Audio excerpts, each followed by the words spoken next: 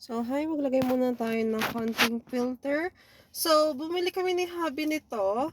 So, sa Batangas, ang tawag namin dito ay sumang balinghoy. But dito, kasaba, suman? Some sticky, something like that. Almost 6 CAD.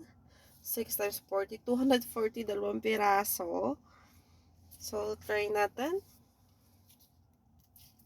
Actually, hindi siya gaano katik gaya ng sa Pilipinas.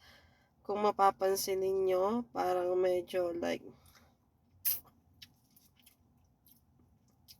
iba ang tsura. Iba ang texture. Pero masarap.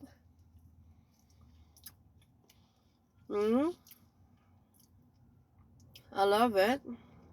Magata siya for sure. Mm,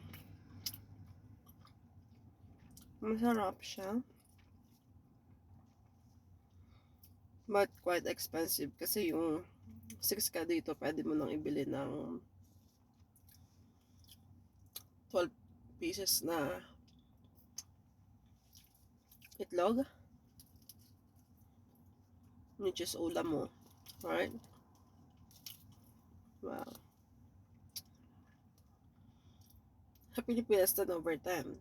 Pero this one, I can say 7/10. Mamaya ulit, tipid nga. Hindi afford na 10.